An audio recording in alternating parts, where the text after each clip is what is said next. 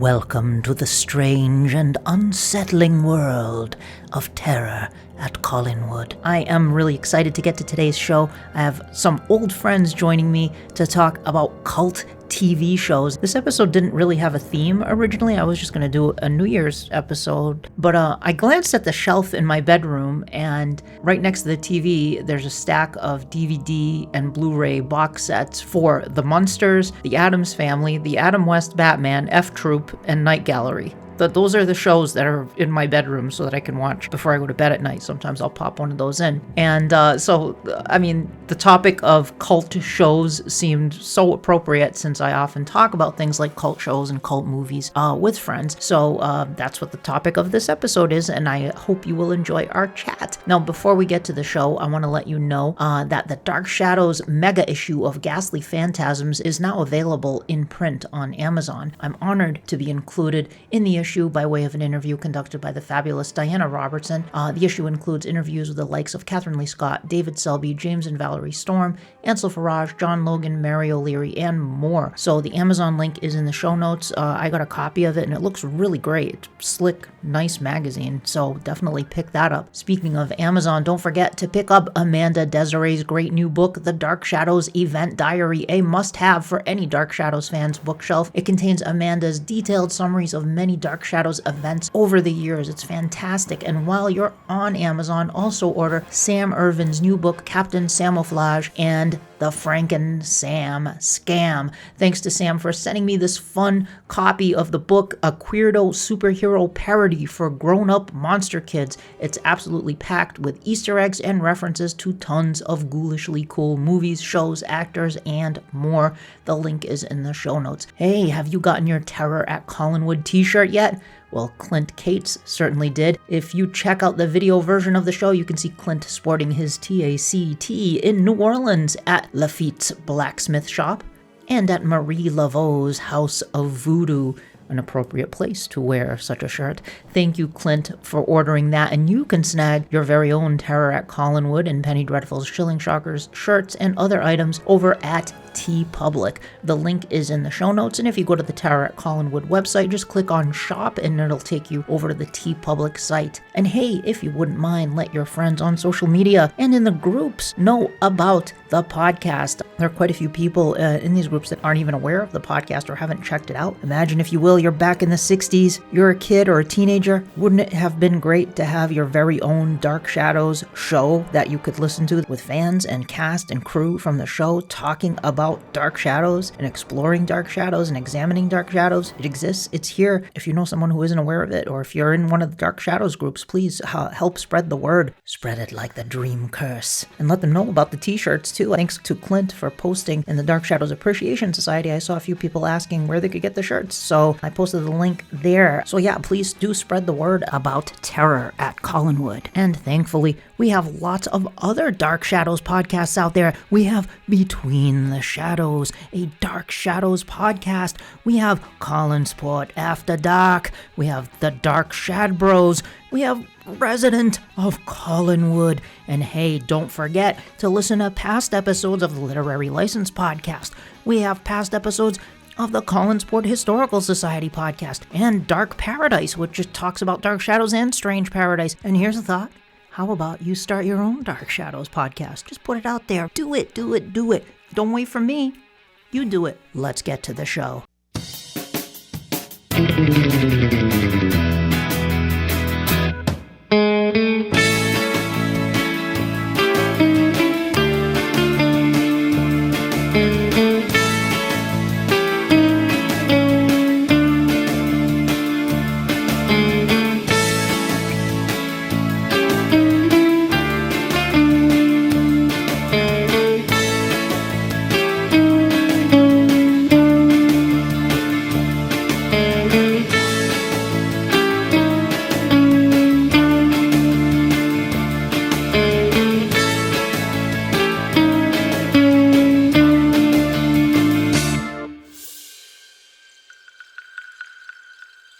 Twinge of fear and tears that glisten. There are spoilers here for those who listen. Welcome to Terror at Collinwood. 'Tis I, Penny Dreadful, being forced to take on the form of... No! I won't allow you to... Yes! We are experiencing operating difficulties. Please stand by. How's it going? Hey. Hello. Hi. The mental illness has really come to the forefront now in this show. Welcome, everyone, to Terror at Collinwood. I am so excited to welcome my friends to the show. This is probably going to go out around right after the new year, and I couldn't think of a better way to celebrate the new year than with old friends. And so I invited several of them onto the show, and I will introduce them now in no particular order. You heard Rachel Freitas back in episode 3, where we discussed the Phoenix storyline. Rachel is a writer and fanzine publisher who wrote the excellent article Blood Brothers for Daytime Gothic, where she explored the parallels between Port Charles and Dark Shadows. Erin Haas is an actress, theater director, and college theater professor who also happens to be horror hostess Elsa Rathbone. Along with her husband, Vincent Rathbone, she presents films of terror on YouTube via her program Hallowed Haunts. She is also the hostess of the Hallowed Groundlings horror podcast and once played Vizzini in a totally inconceivable and illegal production of The Princess Bride. But we won't go there. Adam P. Cray is a filmmaker, actor, and writer who recently was a producer and one of the stars in the award-winning 2023 horror film Where the Dead Go. He appeared in the 2016 film The Vanished as Deputy Morgan and has been involved as an actor and producer on short films such as From the Window, Homeland, Safe Distance, and more. And last but certainly not least, from the dark shadows, from the strange coal mine beneath Collinwood, Jed O'Berry is an artist, a dad, and has worked at King Richard's Fair for 23 years. You can find Jed working the Gaming Glen at the fair when it runs between August and October every year in Carver, Massachusetts. Jed can tell you a thing or two about knife throwing. Just watch where you point that thing. So welcome to the show, guys. I'm so happy to have you all here. Thank you. Yeah. Good to be here. Yeah, thanks for having us.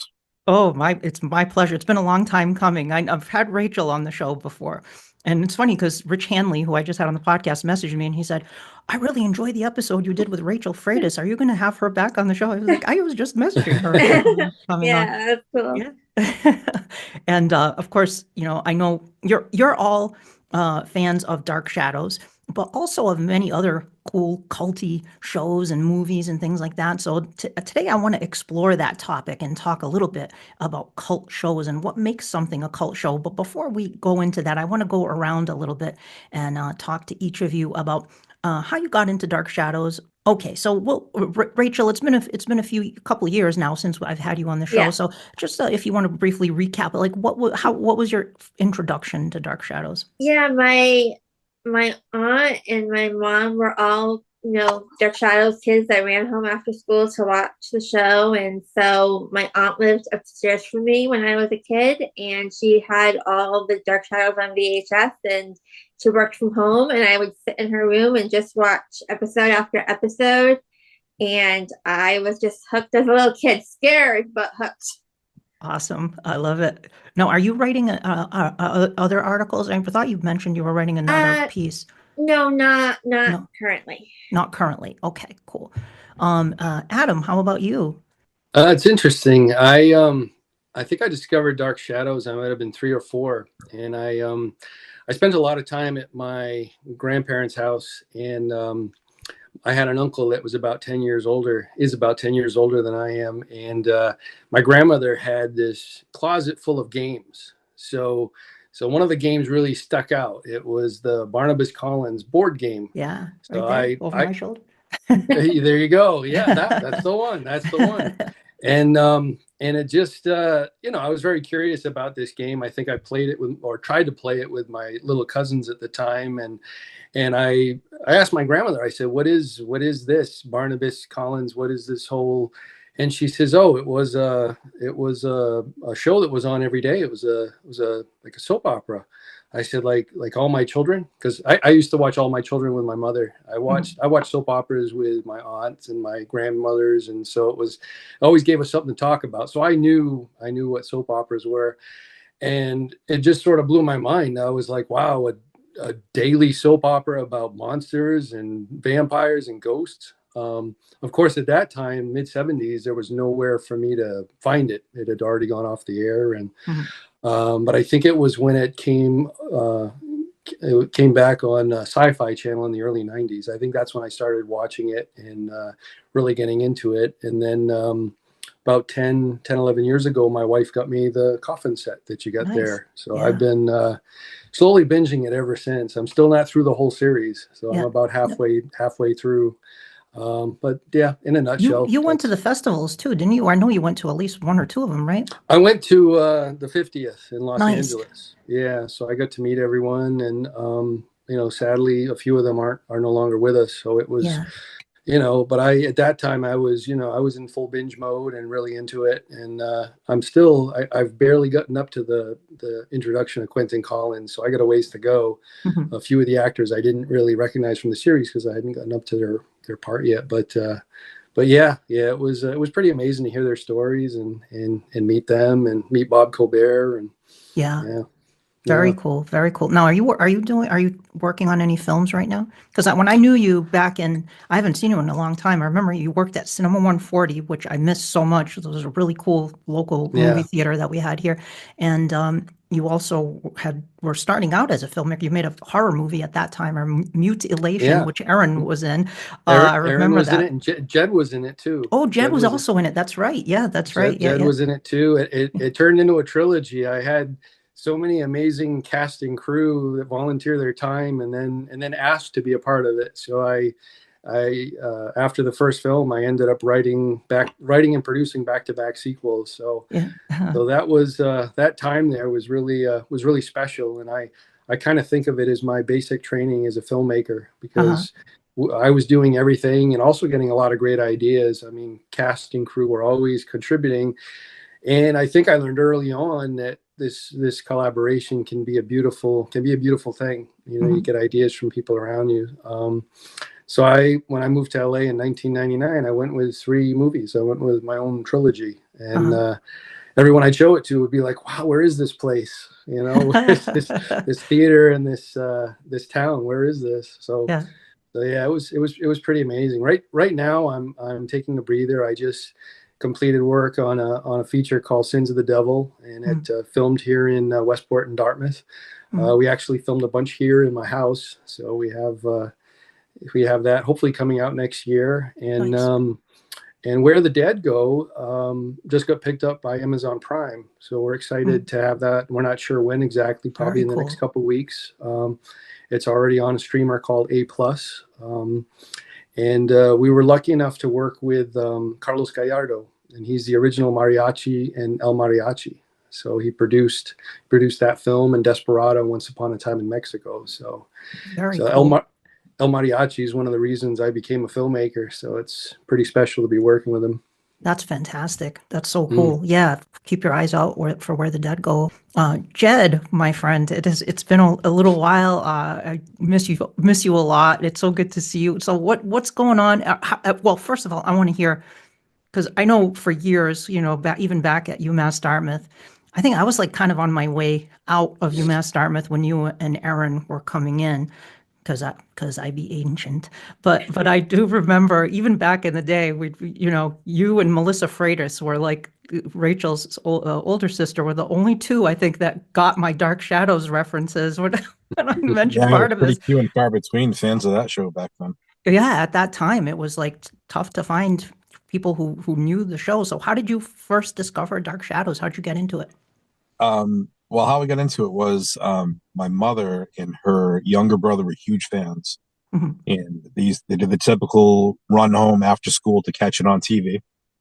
And she would tell me about it because I was really into, as a kid, into Halloween and, Ghosts and Goblins, Skeletor, all the spooky type of stuff. So she would tell me about it. And my next door neighbor was a huge horror fan, and he would collect Creepy Magazine, Fangoria. And I ended up reading about Dark Shadows more than I saw it, until the remake show came out. So I love the remake show, and I think about the same time they had another show with vampires called Kindred the Embraced. It Oh was yeah. in the same type of time frame. But after that came out, and I was just told it wasn't as fun, wasn't as endearing really as the original show. So then I started hunting down the original show, but you'd have to go to like conventions Mhm. and buy bootleg tapes and things like that, and just try to pick it up anywhere you can. And really early internet was where I started kind of piecing the story together. And early YouTube or just fan sites, you'd see clips and read the stories about it. I think I read the novel, the paperback novel online too. Somebody scanned it, Oh, and it was just me sitting in the computer lab reading, the book until my eyes were hurting. But my honest introduction was I heard about the story from my mother, and then I saw the '90s remake. Really, yeah, with Ben Cross, and I did an episode on that recently. I remember that was so exciting during that time because when that came out, it was I was Dark Shadow. super into it. Yeah, You it was know, cool. yeah, Yeah. It didn't get enough of a chance. I wish that it had lasted longer. It had a great cast. Dan Curtis came back to do it. Robert Colbert came back to do the music. Even it was it deserved more of a chance than it got, I thought. yeah. It But was just I think the wrong time for it to come out too. If that would come out today with that much, honest effort behind it, I think it'd kill right now. Yeah. yeah, when the Gulf War hit, like right when it premiered, it was like the worst timing. Talk about the Collins family curse for sure. Do you have anything coming up, or Sarah, your wife, have anything cool going on? My wife is probably more interesting to the people watching this than I am right now. Um, she has a metaphysical shop in Carver named Spirits and Stars Crystals, Mhm. and tonight she's doing an in-house. I, I believe it's either a mediumship gallery or a seance tonight. I've been Cool. really busy with the kids and holiday preparations and things like that. But Mhm. she does a lot of events and we do a lot of shows. Uh, Nice. but I'll be there sometimes, and if anybody in the area wants to come by and visit, we're open almost every day. It's a fun place to go. Nice. And so is King Richard's Fair too, which I loved the Yeah, article I yeah, saw with your interview about. yeah. I didn't know that was going to be a full interview. I thought it was just a picture of me and my family, a little quick quote. But yeah, I've been there for a very long time, Yeah. and I was only supposed to work there for one season because I got laid off as a potter. Mhm. Pottery was closing down at the holiday time, and I just keep going back. 23 years now. Yeah, I But love I've met, that a- picture. I've met a lot of good people there, so it's a fun time. Yeah. I love the picture of you with your family. Oh With yeah, your wife. the girls love it there. They Yeah. they're great. They want to take over for me, and as soon as they're ready, they can have me. So, That's awesome. I love it. For those who don't know, King Richard's Fair is a big Renaissance fair here in Massachusetts and southeastern Mass, and it's comes around once a year in late summer and goes through October, and it's a really fun time if you like Renaissance fairs and things like Lord of the Rings, which I assume most people listening to this probably are fans of things like that. Check it out; it's a really good time. And Erin, what about you? So, what was your introduction to Dark Shadows, and how did you get into that? From you, Oh, actually. I oh, mean, really? I had no idea. I blame you for it. I mean, I'd heard of it before, definitely. Like it had been something that had been on my radar before because I love stuff like that. But I Mhm. just had never gotten into it, probably for the same reasons that, Jed mentioned about that it's the availability and everything like that. But yeah, you and I had talked about it. I said, I'm going to start watching it. And I was back at school. I went back to get my degree and I had a long commute. So I would download episodes onto my iPad and I would watch them on my iPad. And I'd be commuting sometimes like late in the evening. So, and I'd be the only one on the bus watching Dark Shadows on an iPad. And I told Danny this story, but it was really funny when Willie gets grabbed by Barnabas. I literally gasped on the bus. The bus driver was like, "Are you all right?" And I'm like, "I'm fine." I was like, "Oh," it was just wonderful to see that. But yeah, that's from you, from your love of it, and I've really enjoyed it. I'm like Adam. I'm sort of like making my way through slowly. I Mhm. really enjoy. I find it just really wonderful. It's such a bingeable show, as Rachel said too. Like you could just binge it. You can just sit and, watch it for so long. It's kind of comforting in a lot of ways, Yeah. It's scary as the story. I love, I do that a lot with, I have comfort shows, lots of comfort shows, but it's a very relaxing show, I find. Yeah. And you've always been a fan of like spooky stuff too. You've been a host of horror podcast and a horror host too. Yeah, my whole life. And it's sort of funny. It's like you kind of make your way through things as you go along, and I found Dark Shadows because of you. And I've really enjoyed making my way through it. And I'm hopeful to come even further through it. It's been great that it's streaming. I love the box set, but it's been great that its availability right now is wonderful. Yeah, it's free on Tubi with ads. It's all available. Now you mentioned to me one time Grayson Hall was one of your favorites, Dr. Julia Hoffman. So what was it about Julia that grabbed you? Oh, just her earnestness is just so fantastic. The funny thing was, and it was when I was first starting to watch it, the first flub happened where they flubbed a line. Oh, yeah. And I said something to Jan. I was like, there was a flub. And she's like, there's tons of flubs. There's going to be lots of flubs. And I was like, and coming from a theater background, I love that about the show. Yes. I love it so much. It's like, and whenever a flub happens, it's just great. Jonathan Frid seems to get the angriest about the flubs. You can see it inside. He's like, but it works for Barnabas. Yes. So yeah.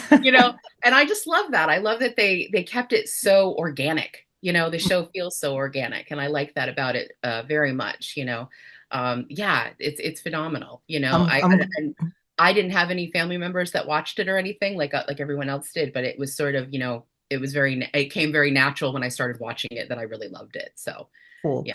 I love that you mentioned the theater aspect because these were all theater actors who were doing this show every day, this kind of repertory company where they ended up playing all these different characters in different time periods and things like that. But they had, it was live to tape. So it was basically like doing a theater show every single day. There were, but when you go to a theater show, you see things, we've all been on stage, so we know how it goes with that. You just keep on going. Plugging along no matter what. Yeah. I mentioned, that you're launched this new horror host show. So talk a little bit about Hallowed Haunts and how people can find it. So, I started Hallowed Haunts a few months ago. My husband is Dr. Vincent Rathbone, who is slightly abominable. And I'm Elsa Rathbone, and we host our show. We screen a movie with it. We've done 2 episodes. Our first episode was in October. We did The Vampire Bat. Last month, we did a watch-along episode. We had some issues getting The Werewolf of Washington onto YouTube, unfortunately. So it's a watch-along episode. So that's nice to have whenever you have an issue with YouTube, as YouTube's lovely. But yeah, and we have a new episode that's going to be coming out this month. We're doing Santa Claus Conquers the Martians. Yay, hooray for Santa Claus. Yay. I'm trying to find the karaoke for you. I really am. I can't believe that doesn't exist as a karaoke track. It should. I'm going to pay someone to make that into a karaoke track. It has I'm surprised even the Sloppy Seconds reboot of it is not available. The kind of punk version of it, that would be perfect. So we're going to be putting that one out soon, and it's been a great time. We're having fun so far. My husband and I film it at our house. Jed did all of our artwork, which is wonderful. He did the photos for us and the font for our title.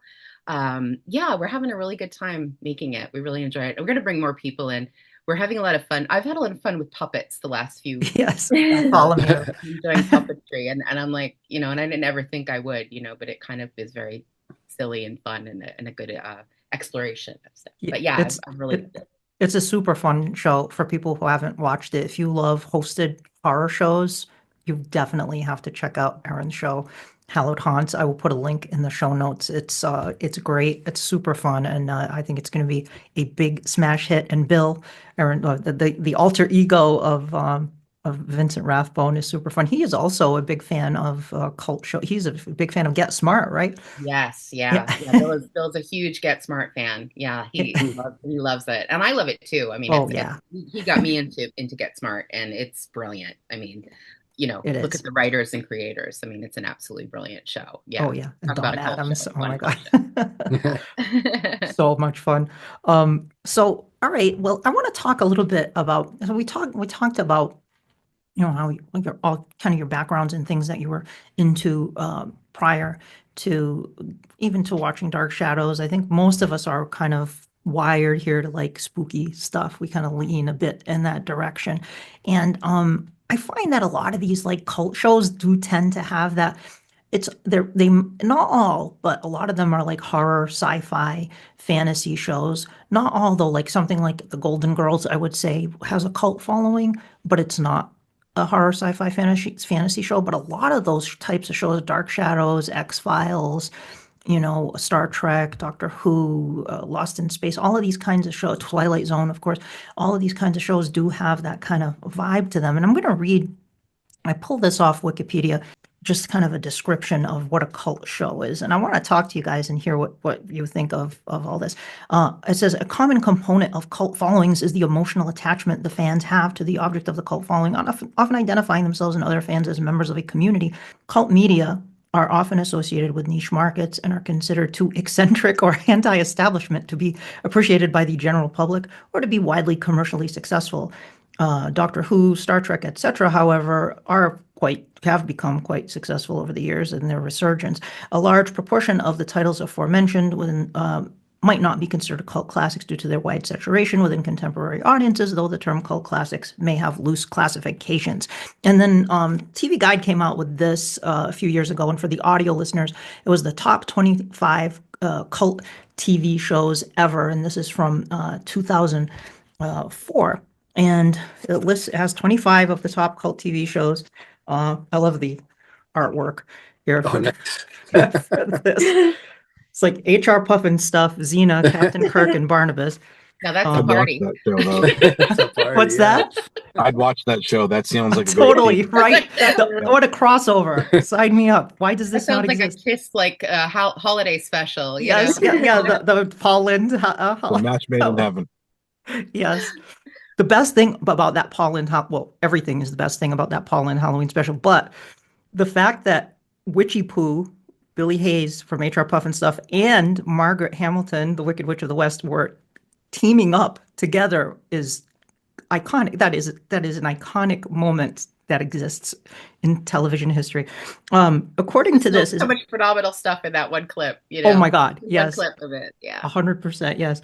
So it says some shows generate more than mere viewership, more than water cooler chat, more than big ratings. These are the types of shows that turn normal human beings into freaks who speak Romulan, or hipsters who suddenly pepper every conversation with "sweetie, darling," or "the truth is out there." We speak of cult shows, series so unusual they inspire what can only be called worship. The faithful collect everything from action figures to yellowing scripts. They attend conventions in fangs or blue skin. So, I mean, there's sort of the way that these articles describe kind of cult followings for show, there's a bit of an extreme or fringe kind of a quality to the way it's being described. I want to kind of go around and listen to your thoughts on some of these other shows that you're also passionate about and what you think maybe the components are that make something a cult show. And I want to start with Rachel, and then we'll just go around. Well, I'm a really huge fan of the new adaptation of Anne Rice's Interview with the Vampire. They've had 2 seasons, and the viewership, it's on AMC and AMC Plus, and then they had a little run on HBO or Max, and then right before it hit Netflix, the actor who plays the Sam Reed was very worried that this was going to become too mainstream and that the cult following was gonna turn into something else. Like you said, the show was going to turn into something else.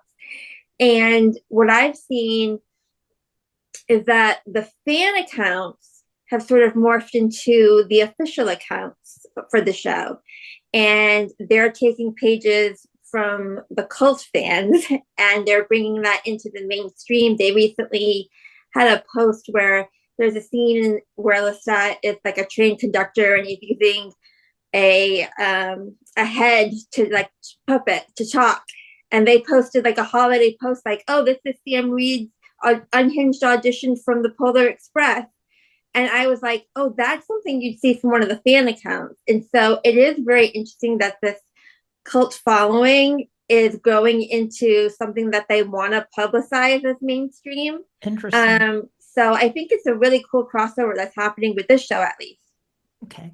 And you're also a fan of shows like Being Human, right? And yeah, actually, I think it was during one of the seasons when it was airing on BBC, BBC America, they ran a contest for fan videos, and they were going to have people vote on which one they liked the best, and they would air them during the commercial breaks. And I think I came in fourth place. I made a little stop motion video with my mom, like a black and white video. And yeah, I ended up on BBC America. And that's so cool. I kept watching the marathon to be like, am I going to be on this or not? And our friend Rebecca, I remember she mentioned it to me once. She's like, I saw you on BBC America. I saw your short. That's so cool. So that was like another way of like incorporating fans and fandom into like this little cult show. And then of course they did an American version, which I have not seen. I think I saw the first episode and was like, I'm going to stick with the BBC one. But I think it's really cool. Within the show, like the whole cast of characters gets a new cast pretty much, like almost like a Doctor Who, where you have like a whole new set of people on the show. And the quality was just always wonderful. And yeah, it's cool to see the people who maybe got their first starring gig on Being Human sort of go on to find success in other non-supernatural shows, or it's been really cool. Is that anime? Is that short you did available on YouTube anywhere? Do you know? I think it might be. Okay. I will have to look. Yeah, if you find it, send me the link and I'll put it in the show notes and add it to that.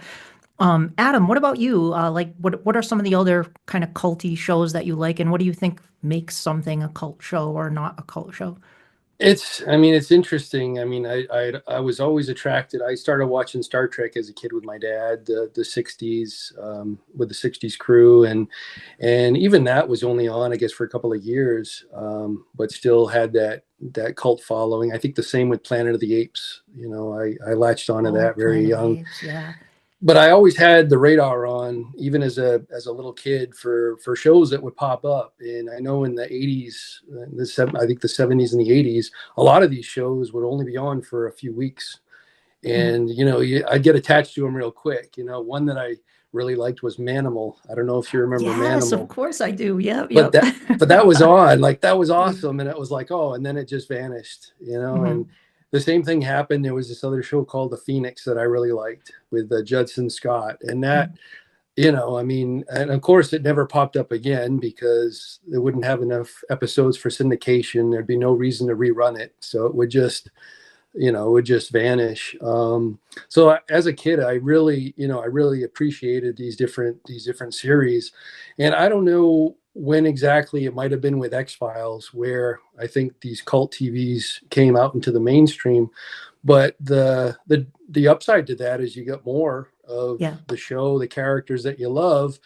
But some of these shows wouldn't know when to stop. You know, there'd be oversaturation, and maybe they'd go a few extra seasons that they didn't have to.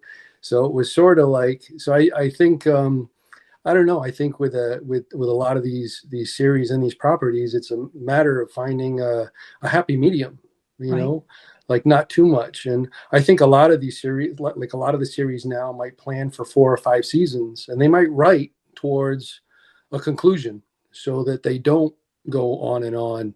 And I really appreciate that. But it's I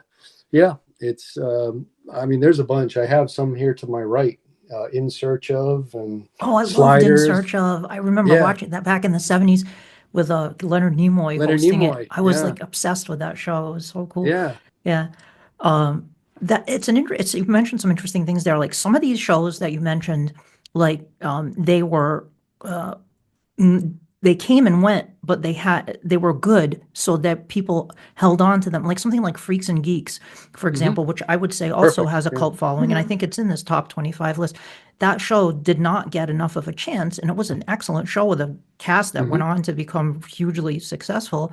But it only lasted like one season. They didn't even air all the episodes that they Yeah. made for it, but it was a really good show. And then other shows were successful. They were huge hits, and like Dark Shadows at the time was big, and had a big following. But then it kind of, when it went off, it disappeared, and the fans didn't let go of it. They kept it kept it going. They perpetuated it. Something like Star Trek, I would say, at the time, it lasted 3 seasons.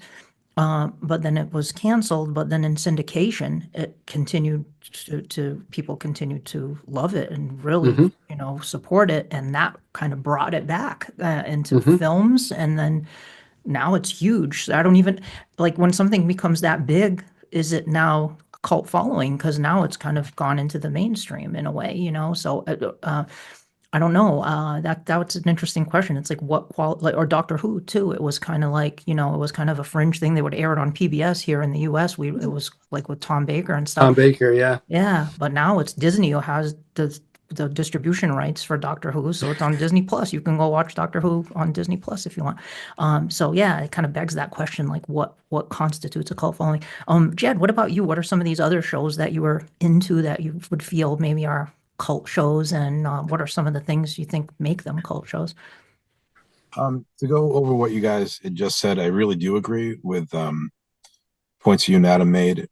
Sometimes I think a cult show goes on too long, and when it does get accepted into the mainstream, I almost think it kind of loses its cult status. Not kind of like a gatekeeping type of thing, but more of a it's just so readily available and everybody knows and loves it. It's going to succeed no matter what. I don't think Doctor Who could possibly get just pushed aside anymore, but for the longest time, Doctor Who to me was just that weird show that you'd see on PBS every once in a while. And now it's almost to the point where it's too big to fail. I wouldn't consider that or even Star Trek to be cult shows anymore. To say that to me was kind of like saying Star Wars is a cult. I was going to ask about Star Wars because I favorite. know you're a big fan of Star Wars too. I love Star Wars, and growing up when you just had the 3 movies, not everybody liked it, but we're at about a dozen movies now, and a bunch of really good TV shows and award-winning animated shows. I don't really consider those properties to be cult shows anymore. I still love them, but I think, like Dark Shadows, that is a cult show, and I think it almost has to be to the point where it didn't go past the point where it should have.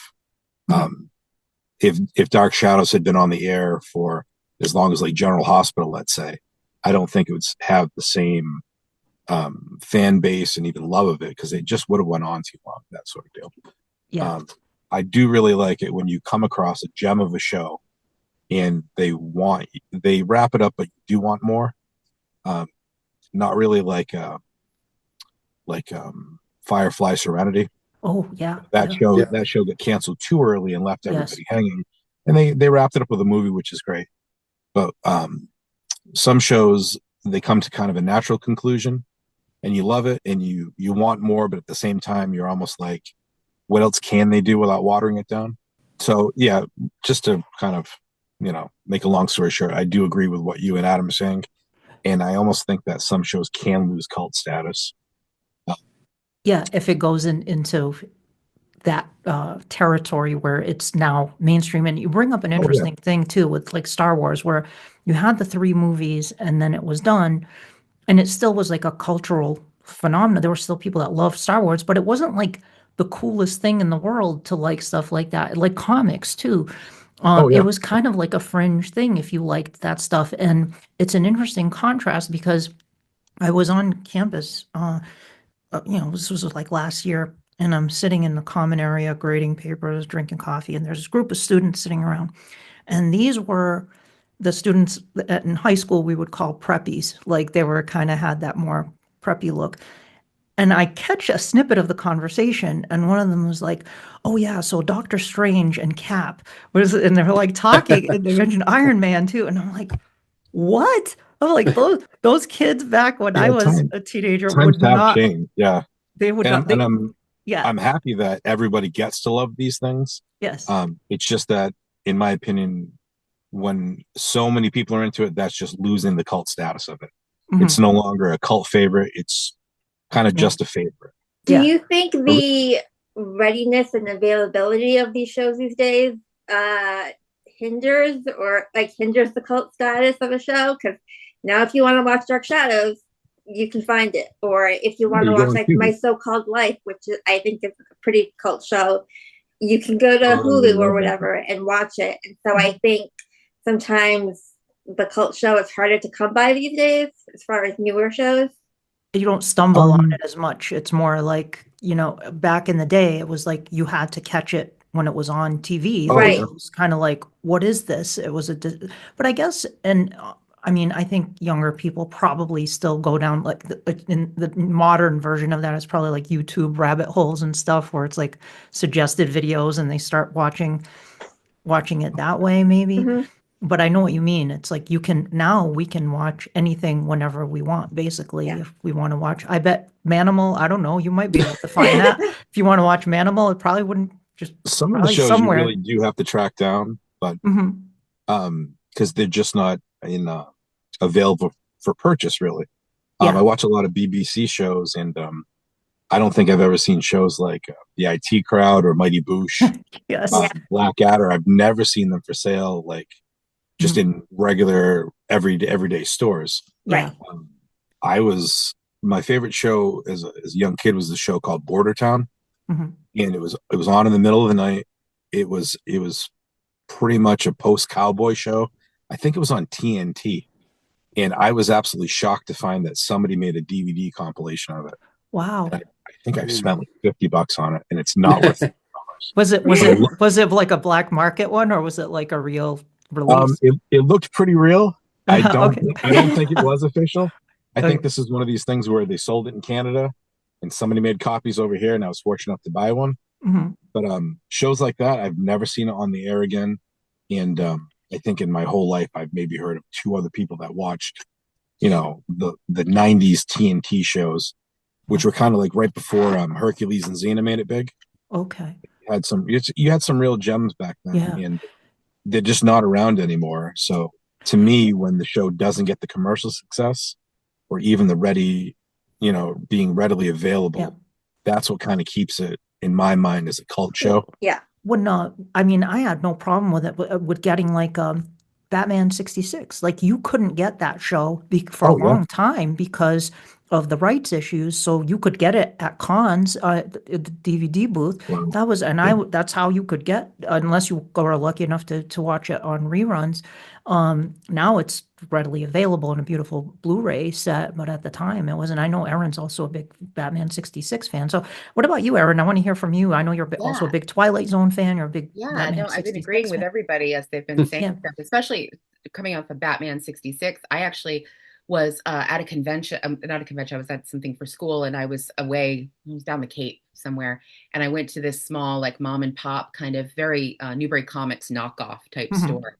And this guy had a ton of those bootleg, sets of stuff. And he had Batman 66, which at the time was not available at all. And I was like, and I said to the guy, because I'm far from home, and I was like, does this work? And he's like, if it doesn't work, you can bring it back and I'll give you your money back. I'm like, okay. And I went to the hotel and I put it in the DVD player and it worked. You could see like the Nick at Night logo in the corner of, some of them. And so, but I was so excited to have copies of the show. And, and I had that little box set, that bootleg box set for a long time. And then when the beautiful like Blu-ray set came out, I was so excited. And of course I have that, because it's one of my favorites, of the culty shows. And I agree 100% with what Jed was saying about how, when shows get to a certain point or movies get to a certain point, they pass that cult status and go into the pop culture, you know, zeitgeist, whatever, however you want to look at it, I think with Star Wars, just mentioning Star Wars in particular, like I think that Phantom Menace sort of started that window of the like where we are now. You know what I mean? Mhm. Like Remember, like with Phantom Menace, I remember my ex-husband and our friends standing in line for hours for tickets, like waiting, and that doesn't happen anymore. No. That kind of cool cultural experience doesn't really, it happens, but maybe at Comic-Con and stuff like that, but it's not quite as, singular as it used to be. Now it's more like, it has on the news and there it is, and everybody's doing it. So it's sort of like not as niche as it used to be, yeah. So for me personally, for one of my favorites is Twilight Zone, as Danny mentioned. And I discovered Twilight Zone when I was, I was probably about 9 or 10 years old. The theme song scared me. I remember being very freaked out by the theme song. But of course, with everything with me, whatever freaked me out, I was like a magnet to. Like I was scared of it, but then I would sort of sneak around the corner and look at it. And I would just do one of these all the time with like any kind of films or books, or, just one of my my favorite Stephen King novel is Pet Sematary. And I was terrified of Pet Sematary. Now it's like my favorite, you know what I mean? So it's sort of just those funny things that you discover. But with Twilight Zone, it was available on Sci-Fi, like the Sci-Fi Channel. And I started getting to see it that way. And I definitely recorded the marathons on VHS. I did for that. New Year's. I had those old VHS with all the old commercials, which Bill and I have talked about. My husband, who recorded Get Smart that way. So he had lots of funny old commercials from like the 90s, and I had the same thing for Twilight Zone, which was really awesome. I had those tapes for years. And one of the coolest things, for me, because I didn't know I didn't have a list of the episodes. We didn't have the internet didn't have I didn't know how many episodes of Twilight Zone there were, I just kept seeing, oh, this is a new one I haven't seen. Oh, it's a new one I haven't seen. And by the time we got to like DVDs, I got the box sets and I still have them, of the seasons. And what was so cool was that I put the first disc in of the first season, and there were all these scenes I'd never seen before because of syndication. They'd been cut up so much. And I was elated. Like I sat there like going, oh my, it was just discovering all these new little Easter egg moments that weren't even Easter eggs. They were just part of the real episode that was originally aired. But it still astounds me now, because I know what the whole episode is when I always put on the Twilight Zone marathon every New Year's. I still do, even though I own them and I've seen them a million times. It's like when I'm sitting in my office grading papers, I put it on in the background. It's one of those things that I know so well now at this point that it's become part of my DNA. And I'm still astounded when I watch the marathon of how much the episodes are cut up. It's phenomenal. It's crazy to me. I'm like, wow, they cut out so much to put in commercials. Great scenes, really great scenes with a lot of good stuff. The meat of the story is still there, but all these fabulous little moments are cut out. So yeah, I mean, for me, I think, Twilight Zone, when I consider it, you can't set out to make a cult show. Yes. Yep. Exactly. You can't. You don't say, I'm going to make a cult show. That doesn't happen. You make your show, you make your television show, your movie, and then the audience finds it, for whatever reason they find it.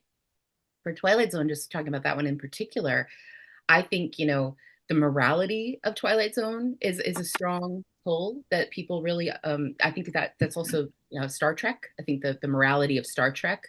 And I love that. That's sort of like moral compass. Rod Serling very much believed in that. He was like, he was very much a humanitarian, slightly sexist, but that was a man of that time period. But he definitely was very much into human rights and worried for us, which he should be. And it's scary to me that sometimes they're still relevant as far as storylines. I'll watch an episode and go, that was in the 60s. That's crazy, I just watched one the other day. It was this woman, and she sees a little girl, and it turns out that it's her from the past. She saw her Nightmare mother of the Child. Yes, that was great. And the one I watched before that had Sebastian Cabot in it. It was a nice place to live. That's a good one. That was a Charles Beaumont episode. He wrote some really great episodes. Yeah.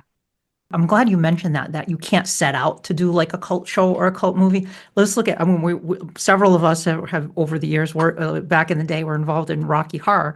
Like Rocky Horror, Richard O'Brien didn't set out to make a cult play and then a musical and then movie. It just happened. It bombed. It didn't do well at the box office, but then it developed this huge afterlife, this following in the afterlife, and it's huge. Rocky became huge, and then he tried intentionally to make a cult film with shock treatment, and it didn't work. It just didn't. He tried to put those ingredients in there, and it just didn't. It didn't work. But what it did with Rocky, you can't set out intentionally to do that. And just in this article here, I want to see where the Twilight Zone is listed, and it's very close to the top in terms of the top. I mean, this is according to TV Guide here. They left some out that I think they should. 8. It's number 8. Twilight Zone is number 8. Mhm. The Prisoner, The Simpsons. Simpsons is number 6. Monty Other Python's favorites. Flying Circus, Farscape. I think Dark Shadows is 19 on here. Number 1 is Star Trek. Buffy the Vampire Slayer is number 3. There are some they left out. Like I think they should have, like our friend Ivan, who sadly could not make it for this episode, but I'm going to have Ivan back in a future episode. But one of his favorites is the Wild Wild West, the original Wild Wild West, which is such a great show. And that's not in this article, and it definitely should be in there because it's cool. We won't talk about the film version that they did. Well, that happens all the time, some directors they love the shows and they want to try to recreate the magic that accidentally happened, but they want to try to catch lightning in a bottle and they kind of fall flat. Like when you talk about the Dark Shadows movie, which I know we're not supposed to mention on the show because it's almost like a parody of the show. Wild Wild West, I've seen a lot of the original show too, and the movie, it almost comes off as just a disingenuous parody of the original show. Agreed. instead of an homage or a remake, unfortunately. It's interesting. I watched the first time I watched Guillermo del Toro's Crimson Peak. I was oh man, what he could have done with Dark Shadows. Yes, I always say he's the chosen one. He should have directed He's the chosen Dark one. Shadows. Yeah, man. He would have done it. He could do a great Dark Shadows.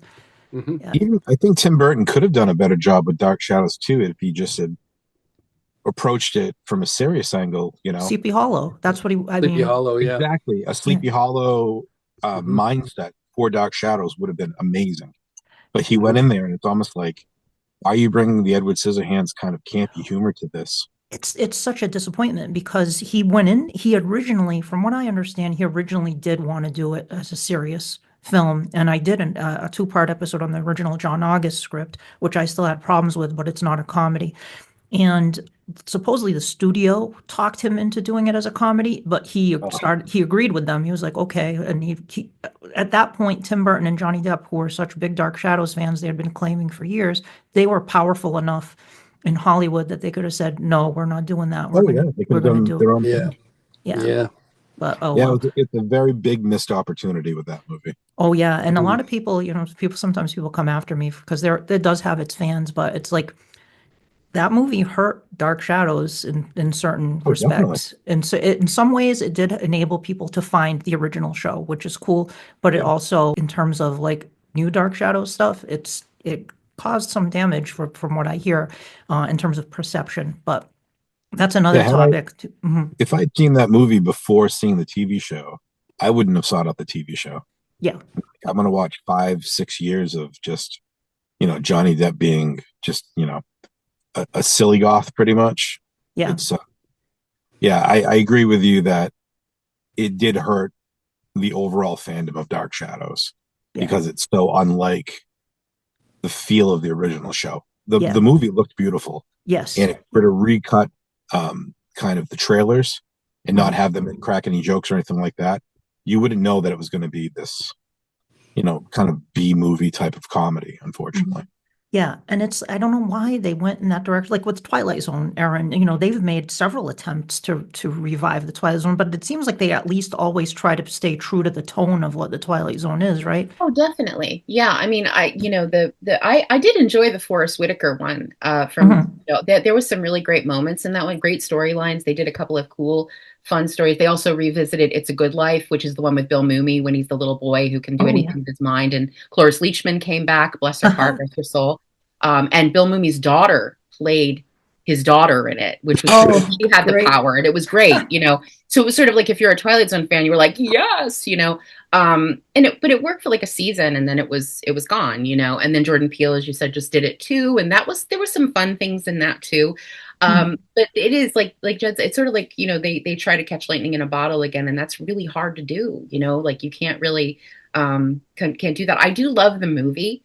I think that they're wonderful. The movie has a terrible, story with Vic Morrow and the children that passed, but it's like there are some, beautiful moments, and what I find interesting is the other two, or the other stories in the movie are original kind of episodes, and that was, from the series, and the first one was an original, which was the one that had the terrible accident happened during it, which I found very, like it was sort of like it was cursed almost in a way, just a little bit, but yeah, it's interesting when they try to revisit it, but you feel the love, like, that was done, John Landis and Richard Donner and Steven Spielberg and all these people who loved Twilight Zone, who came back and did that. So yeah, they made a genuine attempt at it, and it can be like, in terms of bringing something back, like, Adam, I know, you mentioned Planet of the Apes. Planet of the Apes, was a huge thing. It had a huge following, and with the movies and the TV show, and it was great. Roddy McDowell, I remember loving that too as a kid.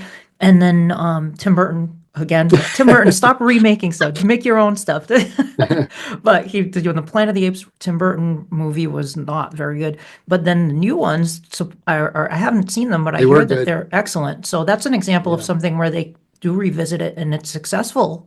I would say Planet of the Apes is pretty mainstream now because those movies were huge hits, right? Yeah. I would I love the new three, and they did a trilogy, and then a fourth movie that just came out, I think this year. Mm-hmm. And I was on board with all of those. I thought they were all well done. Not as much with the Tim Burton, like you mentioned. It's and getting back to Twilight Zone quickly.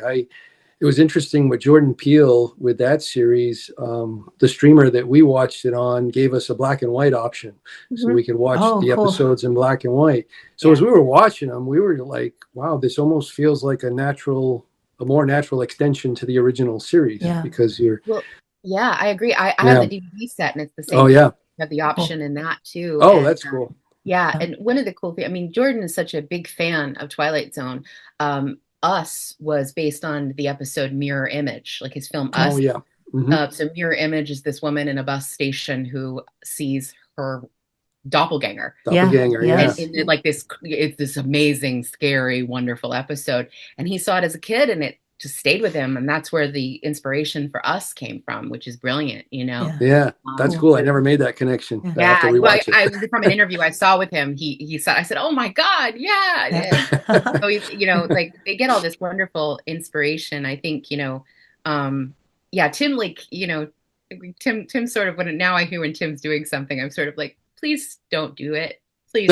And I love Tim Burton. I love him so much, but also, it's difficult sometimes where he's done these movies that we love. Beetlejuice and Edward Scissorhands and all these fabulous films. And then, he touches these new ones and you're just like, Charlie and the Chocolate Factory and like all of it. Something that's happened. That's another cult film, Willy Wonka is such a cult, and it's sort of like he loves them, and then he's like, these are my toys. I'm taking them over here. And I'm gonna do whatever I want. Yeah, we really. He has to put. What's that, Jed?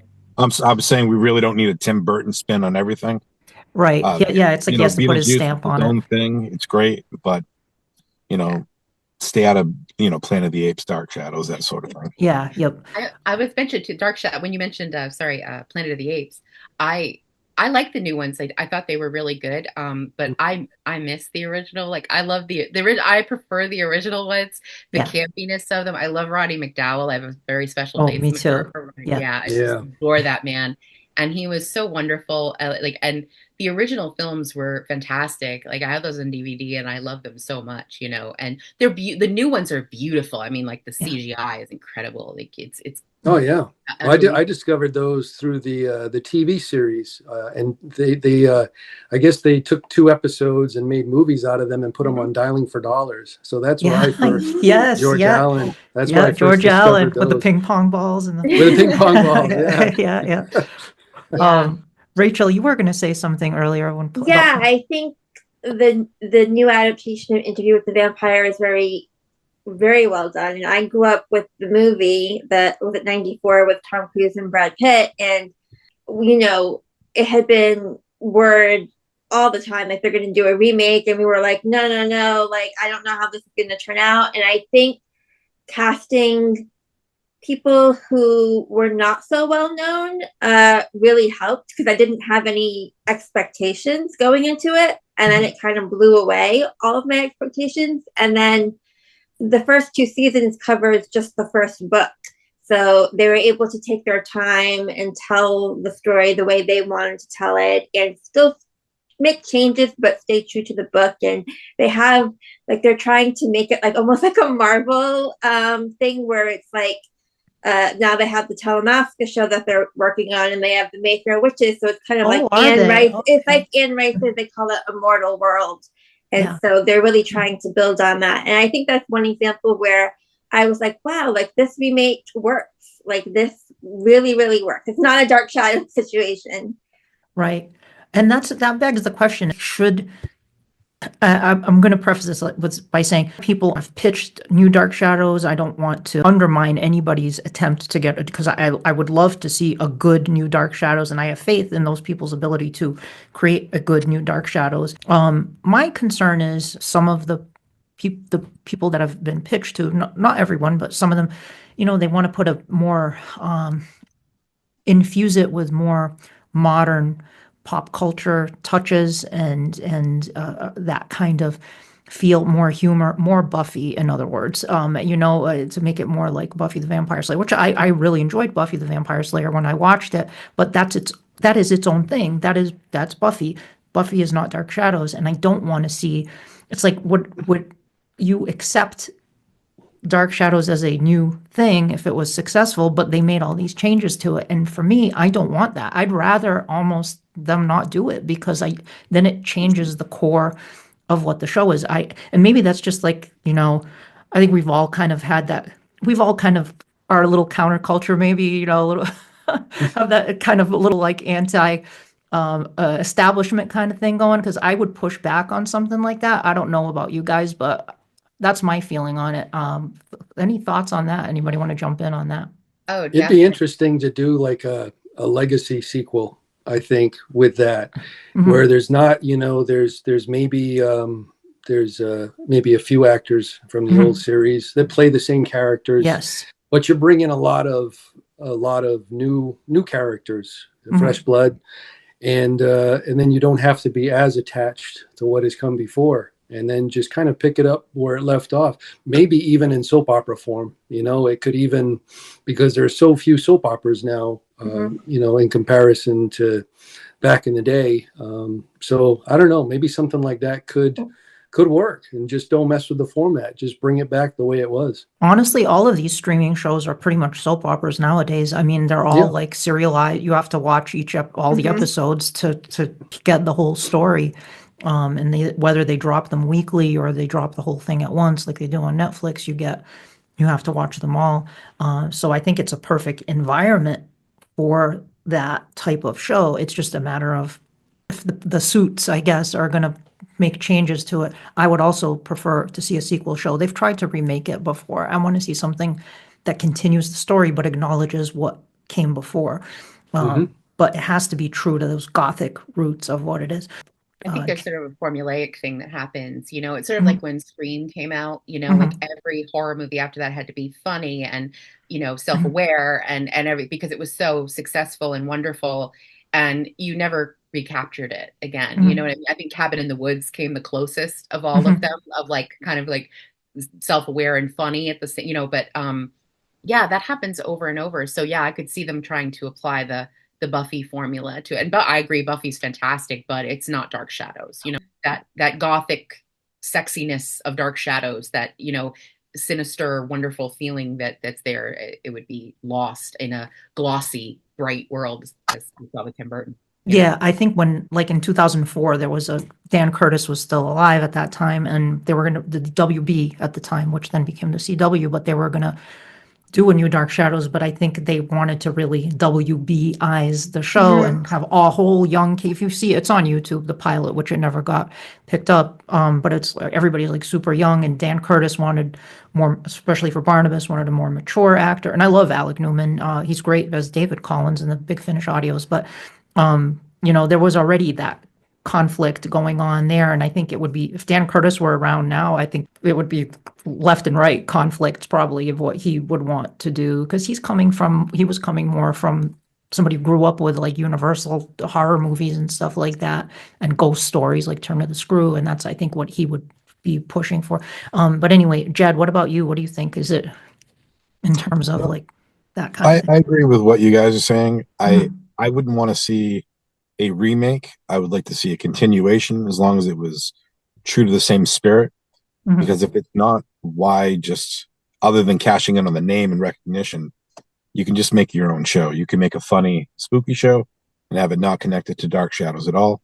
But if they were ever to do one, it should be someone who loves the property, and in my opinion, a continuation of the story in the same seriousness and overall feel, and not just let's WB it. Let's put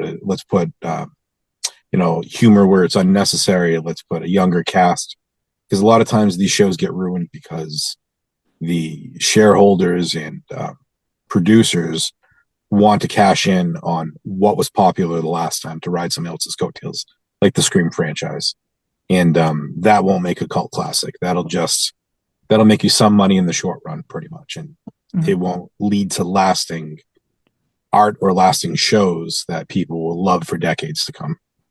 I think when they do that, I agree 100%, Jed. I think when they start to make pieces like that, like for instance, when they remade Pet Sematary a few years ago, it, in my humble opinion, was absolutely horrific. It was not in a good way, and not in the terror way.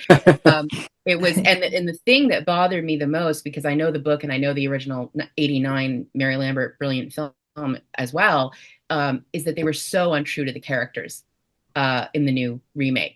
Completely untrue, doing things that the characters would never have done ever, and that's the problem. I think when you kind of take it and you apply it somewhere else, you can change the characters and you can change the elements that people really enjoy and love about the storylines and what they're seeing and who these characters are. You can change, if you're playing the same character, an actor will have a different take on it. That's a completely different thing. But when you change like the heart of the character, it becomes a whole different ball of wax, and then it's something new. I think Dark Shadows, I think one of the great things about it is that everybody played it seriously. Yeah. Yep. Nothing was comedic. Nothing was like, oh, you look like so-and-so, and this is really funny. It was just like, it was all played to be serious. Yeah. And everybody was so 100% committed to it. And that's what I would want to see in a remake, is committedness, and just like, we're going to play this as this is. We don't need to make jokes about everything. I think the trick would be to match the tone of the original series, and I think one successful show is like Cobra Kai. They were able to, they were able to follow up. They were actually able to enhance the older movies, and look at them from a different, in a different light. And then still build on the characters. And I felt watching it like the characters from the original trilogy, the original 4 films, were the same people. I felt like they were the same characters, how they'd be today. So I think the trick would be to transpose that to Dark Shadows. So how would you... Yeah. Excellent example. That? Yeah, because I agree. It acknowledges all those characters are still there, and you get excited when you see them bring somebody back from one of the original films, but they acknowledge everything that happened in the original films, and it still reverberates into the present, the things that took place then, but they have new characters and new situations that are taking place. So, but still with that backdrop of what happened in the past. And I agree with you. That's kind of what I would like to see, but the tone needs to be right. And I feel like there are so few people these days that seem to know how to do gothic horror anymore. If Dark Shadows were to go mainstream again, like become the big hit that it was in the 60s, should it? Or is it better that we stay underground? I'm always open to something new. When anything gets a reboot, I'm excited. I'm willing to give it a shot, whether it's good or not. 50-50 at this point. So I'm definitely open to new Dark Shadow stuff, but it's not, even if something comes out and it's terrible, it's not going to hinder my love for the original show or the comics or the books or anything. You know, it's not going to take away from what I grew up with and what I love, and it's not going to make me less of a fan. So I'm open to something new, but if it's not worth it, then I just don't watch it, you know? Sure. It's funny. Something like our friend Rebecca is a big Twin Peaks fan, and I know that's another cult show, Twin Peaks, and they brought that. David Lynch himself brought that back recently, and I talked to her about it. I know she had some issues with the new Twin Peaks and certain depictions of the characters and things like that. So that was the original maker of the show, brought it back, and still there were some issues with it. I know she was happy it was back. And another one that I was talking to her the other day about Lost in Space. She's been watching the new Lost in Space that came out, the remake of it, and I love the original Lost in Space from the 60s. But she said it's really good. I have not seen. Have you guys seen the new Lost in Space at all? No, I didn't even know there was a show about it again. Yeah, they redid Lost in Space. It's like more serious. I guess the first season of the original Lost in Space is more serious too. A lot of those shows, though, when they try to redo them, it's like the Monkees. Like I loved the Monkees too as a kid. I still love the Monkees. And I remember, was it like Who doesn't love the Monkees? I know, right? You don't want to know anyone who doesn't love the Monkees. Yeah. That's another one I bought bootleg too. They're just trying to be friendly. Come. So good, so good. I love the Monkees, but I remember like in the 80s they did like the new Monkees or something. The new Monkees, yeah. That lasted a minute. Yes, that was terrible. Yeah. Like, leave it alone. Well, they found that resurgence on Nick at Night, like people want it again. Yeah, Monkey Mondays or something like that. Mondays, yeah. Just like Batman 66, the same thing. Yep. It was on those, so we got to see it, as kids in the 80s, when we were young. So it was sort of like it came back again, and I loved Nick at Night did a great service. Oh my God. Oh, yeah. Incredible. Yeah. I mean, it had some great stuff on it, And even before that, like in the 70s and in the 70s and into the 80s, all the syndicated TV programming were shows from the 60s and 50s, 60s, early 70s. It was all reruns. So you'd get home from school and that's what was on TV, or on weekends, or old movies, on Creature Double Feature or the Movie Loft or Dialing for Dollars. That's what was on TV. The Brady Bunch, I don't know how many times I rewatched every episode of the Brady Bunch. Me too. I remember my dad, my sister, and I would watch. We'd always put on the Brady Bunch. We had to watch it, and he's like, "You've seen this episode 10 times," and we're like riveted watching the Brady Bunch and the Partridge Family too. All of that stuff was so much fun. I don't know if I would say they're cult shows. Maybe they are. I don't know. They did that Brady Bunch. They did a movie that was like a spoof movie, but it was still. Yeah, that was definitely a spoof. But Yeah, we still had fun with it though. They really.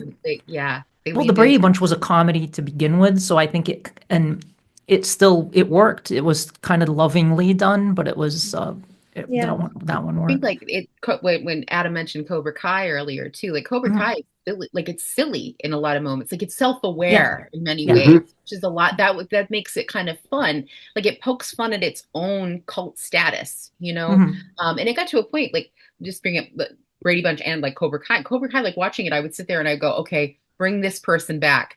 And then they'd show up and you'd be like, yes, I'm still waiting for Hillary Swank, the last few episodes. I know. She's the last one. Swank, But they would bring, and you'd get so excited because, that you have that nostalgia of watching the original films, that it was so cool, and I mean, particularly talk about a pivot for a character, which was fun, was Johnny, who was he's the villain, but Johnny's kind of a bumbling idiot, and I mean, he's kind of dumb, but he's sweet dumb, and that he took a bad kick to the head. Okay, you gotta listen to that. He did take a bad kick to the head. He did. A brain kick to the head. I love their relationship, and then And so it's possible to do, it's possible to make that multidimensional, and I think for Brady Bunch, it was so campy and fun and silly. I rewatched Brady Bunch, God, not that long ago. Oh, wow. I hadn't seen it in a long time, and I was like, and I'd seen all of them over and over when I was a kid, just like you, and it was like I'm watching it going, oh my God, this show's incredible. It was very silly, but the earnestness, that's like, Rachel mentioned that earlier. It's so important, even if you're doing something silly, to just be earnest about it. That's what makes it good. You know what I mean? We can't, like saying earlier, you can't set out to make a cult film.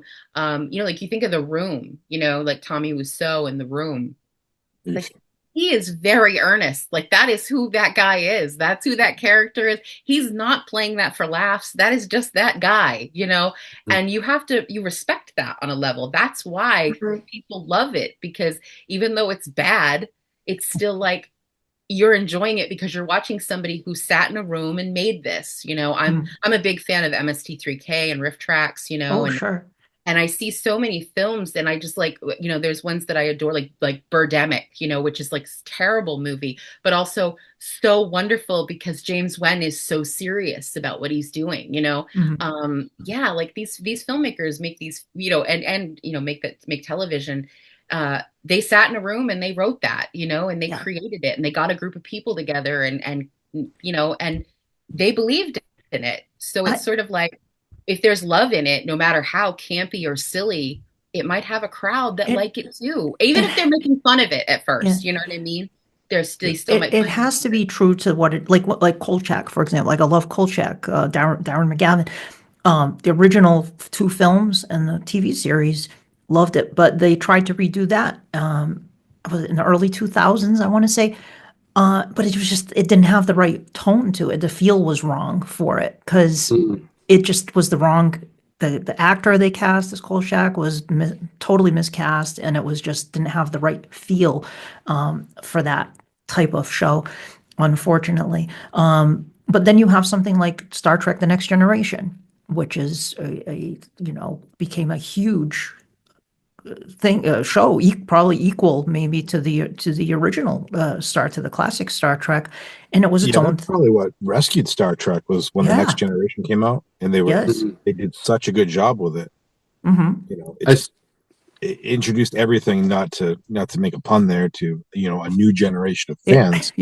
But had they tried to recreate the original Star Trek, I don't think it would have taken off. It just would have been, okay, that's somebody else is Captain Kirk, and they're doing ridiculous stuff. But Patrick Stewart and that whole cast, they went forward and they made their own thing in the same universe, pretty much.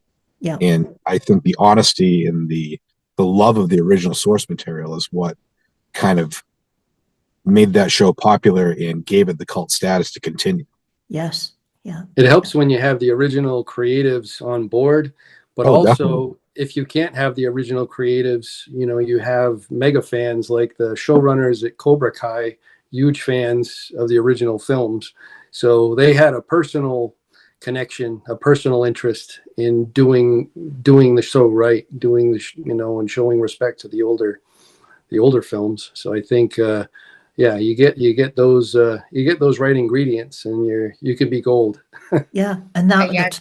I think it's that mix of nostalgia, and good writing and a love for what you're doing. You know what I mean? So it's sort of like when you have that combination, you can create something really magical, And that's the thing with the Next Generation, Star Trek: The Next Generation, because it was all of the stuff that happened before still happened, and it comes back periodically. You'll see someone like Scotty will show up in an episode or something like that, or they'll reference something that happened in the original show, or a plot Bones point. was in the pilot, I think, wasn't he? Wasn't Bones in the pilot? Yes, he was. Yeah, Dr. McCoy was. Yes, yeah. But it stands on its own too. But it's but that's a great. Yeah, Mandalorian had the same kind of thing too. Yes. Like Mandalorian was so well written, but you got so excited every time and I mean that ending, was yes. Of that first season, it was just like, oh my God, that was the most. I lost my mind. I was sitting on the couch like screaming, jumping up and down, and when you can do that to an audience, that's pretty cool. We love our nostalgia, but when you can add, it's almost like improv. It's like, yes, and, you know what I mean? Yes, Yes, give yes. us this and give us more, It felt the most Star Wars of all the things that have come since the original trilogy. I mean, that Mandalorian series. Oh my God, they got it right. They got the ingredients Yeah. right, and it just felt right. And Definitely there's my favorite of all the offshoots of all the Star Wars. It's Yep, definitely been my Yeah. favorite of all of them. yep, So. yep. And Rachel, you mentioned a show to me before we started. You mentioned called Hexed, which I'm not familiar with. What's that all about? Yeah, Hex was a British show.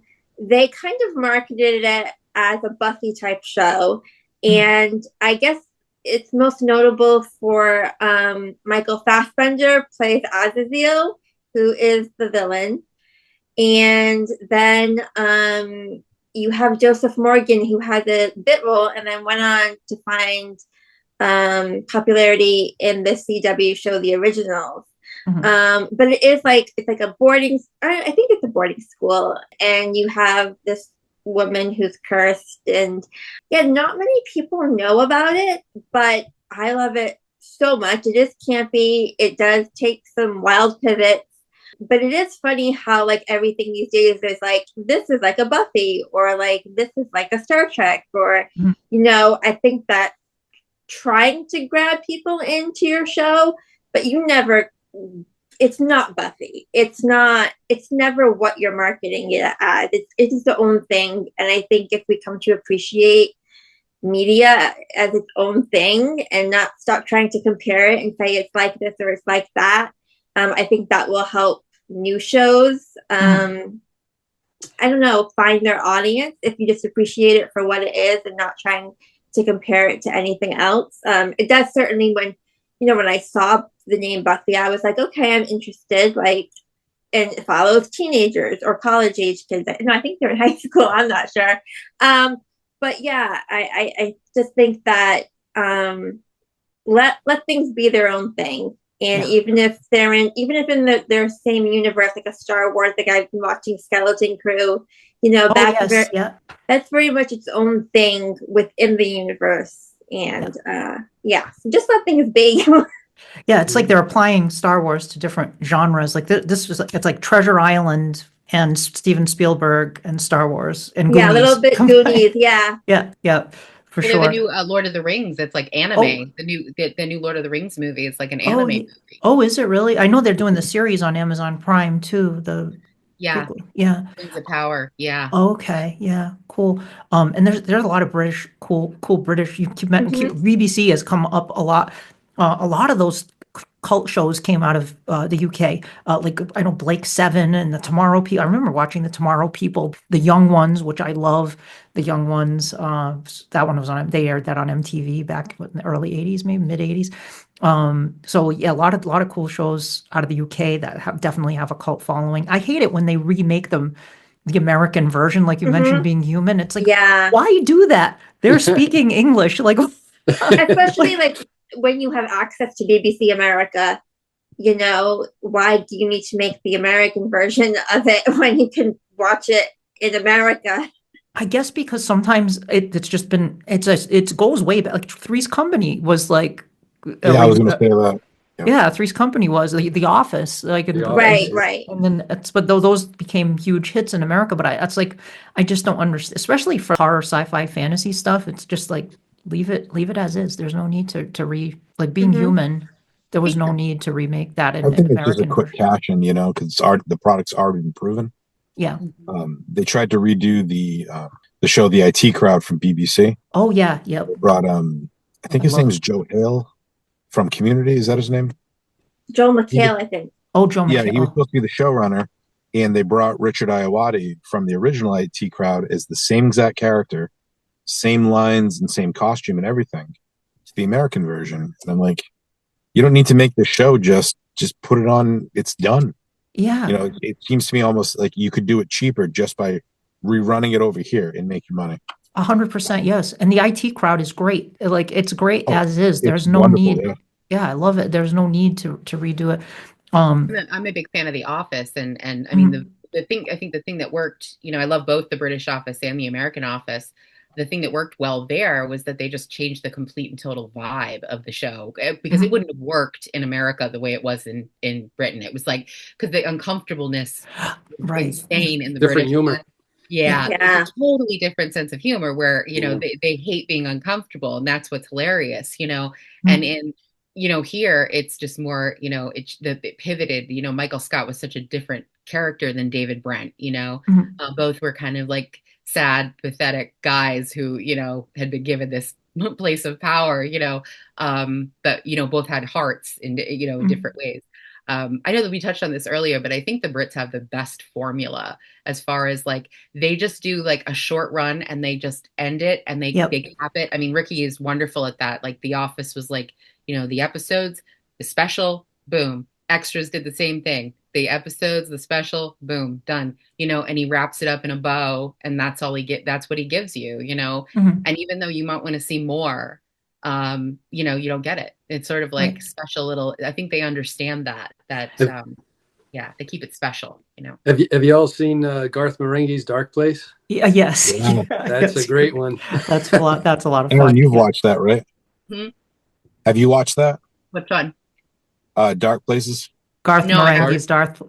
No, I haven't seen it. You have to watch that. Yeah, you have to. I think they're all on that YouTube. Is an absolute They're on YouTube. love letter. I've heard of it. Yeah, I've heard of it, but I Stephen haven't. King, yeah. It is a love letter to Stephen King, but it has like Matt Berry from What We Do in the Shadows. What We Do in the Shadows. Yeah. And Ghost of London. In that too. Yeah, talk about a show that like capped themselves right there. I mean, I don't know if you guys have seen the final episode. Not yet. Oh, I won't say a word. Okay. All I'll say is this: it's fantastic. Watch the extras. Yes, that's what I was told. Yes, watch the extras after watching the final episode. I was a little sad, but I was like, I definitely, I'm sad that they're not going to be, but it was a perfect way to end it. End it on a high note. Have you seen the other spinoff, Wellington Paranormal? No, is it good? Yeah, it's on Max, and it focuses on a couple of police officers from the original film, and sort of follows them like cops, to these different. And if you all get a chance to see it, definitely check it out. Especially now that Shadows is gone. I think there's 3 seasons or something of this other show. Oh, nice. The ones that come to the house when they're in the chair, yes. the woman and okay. They're hilarious. I didn't know they did that. That's awesome. Yep. Yeah. Weren't they going to do another movie too called Swearwolves? With I had heard that somewhere, but I would. I hope they are. Oh, that would be phenomenal. They should. Oh yeah. Does anybody want to throw anything else before I wrap it up? Anybody have any additional things they want to address or talk about that I didn't bring up? Not exactly relevant, but I just want to kind of thank Dan Curtis for making Dark Shadows, because if I had never come across that, I wouldn't have seen the other shows like Kindred the Embraced, and I never would have met all 4 of you actually. So I can trace meeting the 4 of you is pretty much because of these, gothy vampire shows. I think one of the first times I met you, I walked into the 20 Cent Fiction office, and you were lying on the couch, and you were resplendent, dressed all in black with in black nail polish, and you were laying back on the couch, very relaxed. I was like, that was on Halloween. I remember that, and I was asleep. And you thought, and my hair was dyed for Rocky Horror, so I had blonde hair. Now I have white hair now, but I used to have black hair. And you woke me up. You thought I was Jamie Ashley. Oh, another blonde. You scared the hell out of me, and I had never met you before. And all of a sudden, I'm awake, and it's like, Jamie, wake up! I'm like, oh, you're not Jamie. I'm like, no, I'm not. I think I was equally bedecked in black velvet and black hair dye, probably at the time. That's just a Monday, right? Yeah, it's exactly, yes. I remember it was Professor Rosen, I think. One day I was sitting in class, and he looks at me and he said, "Was the ground cold when you woke up this morning?" That sounds like Professor Rosen. Yeah. Rest in peace. I concur to thank Dan Curtis, definitely, because not only Dark Shadows is so wonderful, but I'm also a huge Trilogy of Terror fan. And I mean, so I can thank him for that too, for those nightmares that instilled as well. Dead of Night, that was good. Dead of Night, yes, yeah. So the Bobby, the yes, that's one. Yeah, Bobby's Yeah, the best. creepy. When he did Trilogy of Terror 2, he used Bobby from Dead of Night in Trilogy Oh, of Terror okay. 2. I've never seen Trilogy of Terror. I have to The watch the that. second one he put Bobby in it. He took Bobby and put it in the second one. You've never seen the original Trilogy of Terror with the Zuni I think I've fetish seen the stuff? original, but not. Yeah, Okay, Oh, yeah. the remake. that's the Yeah. sequel they did. Yeah. I Yeah. No, I don't recall the sequel either. Jeez, that's It was something a to watch. TV. It was a TV movie. it has, Yeah. has Lizette Anthony who played Yeah, Angelique in the 91 series. Yeah, she's she's insane. she's the mother in the Bobby story, right? Yes, I believe so. Yeah. She's in all three, just like Karen Black was. Yeah. Yeah, she's in all three episodes. It's funny. Somebody mentioned it was Rich Hanley and Madeline Marks when I did the Dynamite Comics episode, and we were talking about there was like a one-issue Moonstone comic of Kolchak meets Barnabas. It was written by Mark DeWidziak, who I've had on the podcast. He's an award-winning film reviewer, writer. And he's a huge Dark Shadows fan and a huge Kolchak fan. He wrote the book about Kolchak. Both Dan Curtis productions, Dan Curtis did the original 2 TV movies of Kolchak. And that worked really well. And it got me thinking, it's like, what would be kind of cool is if they did like a Dan Curtis universe kind of a series, where you have all of that exists. You have Dark Shadows, you have Kolchak, you have Trilogy of Terror, you have Burnt Offerings, Yes. all So of that. good. All of that stuff exists in that universe, and you start finding ways to tie it together. And that might be kind of an interesting thing. Nobody's ever tried to do that with Dan Curtis's productions, so that could be kind of an interesting thing to do, I think. Because that was one thing I enjoyed the Dan Curtis documentary. I don't know if you guys ever saw that Master of Dark Shadows. I enjoyed it. It was good. But I feel like they kind of skipped over really quickly over they did a big chunk of Dark Shadows, and then it was like they talked a little bit about his horror films, TV horror films, and then they went into Winds of War and War and Remembrance, the epic miniseries that he did, and they spent a lot of time on that, and they interviewed Barbara Steele, which was awesome. But it's like that middle part needed to be expanded because Fleshed out. the king of TV horror in the 70s, and he adapted all the classics. He did excellent Jekyll and Hyde with Jack Palance, and then he did Dracula with Jack Palance. He did Frankenstein. He did Turn of the Screw. There's so many Picture of Dorian Gray, and then he did all like Burnt Offerings and all this stuff. It's like that should have been more substantial, in my opinion. What do you think, Rachel? You saw it. Yeah, I think so too, but I also wonder if that was, I don't know, it almost seemed like very Dan Curtis to me. Like to focus, forget about that stuff. Forget about the middle stuff. Let's talk about the other, like, more serious things we did. Yep. That's probably true. I mean, I think that, I think it was Jim Pearson that produced that, and I could see him thinking of that because I think Dan Curtis he was proud of the stuff he did, but he said, I can't creak another door. He got tired of being associated with the horror genre, and he wanted to do, and he accomplished what he set out to do. He did, Winds of War and Remembrance were like huge things, but it's like, that was a major part of his life, of his career, was the horror stuff. Any other closing thoughts that anybody wants to throw up? I would have liked to have seen. I don't know if y'all saw that one-shot pilot, Darkness at Blasden. I have seen that. Yes, that would have made a really good series. I thought that would have been really good. It's still on Tubi. It is, and it has several of the Dark Shadows. Louis Edmonds is in it. Thayer David's in it. But it's like these young paranormal investigators go to this haunted mansion.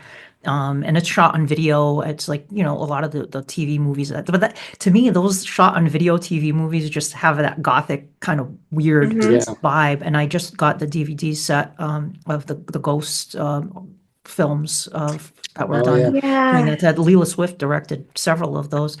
So it's like that. Those types of movies have that cool vibe to them. I agree. That would have been a cool series if that had gotten picked up, but they just did the pilot for it. But it kind of throws me because I'm watching it. It's like a lot of those Dan Curtis movies.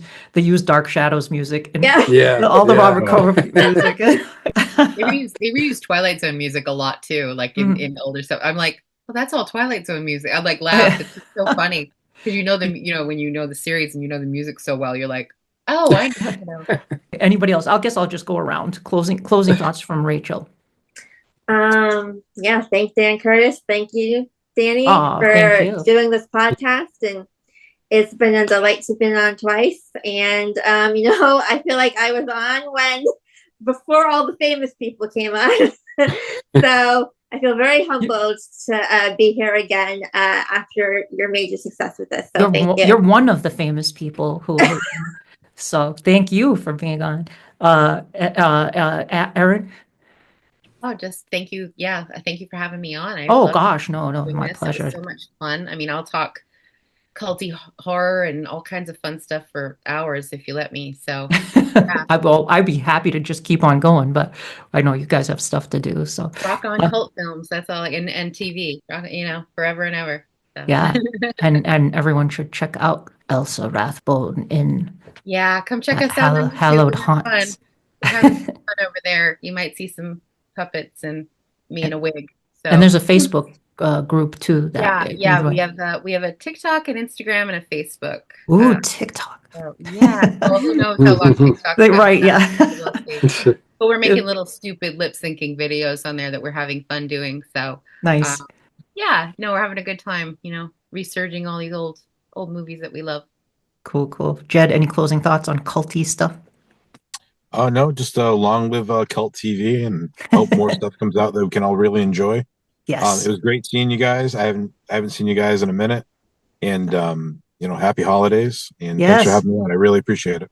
Thank you, Jed. It's great to see you again, and hopefully we'll see each other sooner rather than later. Hopefully I can get out of the car, right? You might be snowed in. You might have to spend the night there. And Adam, any closing thoughts before we close out? Culty thoughts here? Just hey, thank you for having us all on. It was really great to see you all and meet Rachel, and thank you, Dan Curtis, for bringing us all together. Absolutely, yes. Well, thank you. It's been a pleasure talking to you again. It's been quite a long time since I've seen you, but I've kept up with your goings on social media, and it's been an absolute pleasure talking with all of you, my friends. Thank you for joining me and geeking out with me, and I'm sure it will certainly not be the last time that we convene to discuss all manner of spooky things. So thank you so much for listening, everyone, and Happy New Year. Happy New Year. Happy holidays. Happy New Year. Bye, guys. Happy New Year. All right, bye-bye.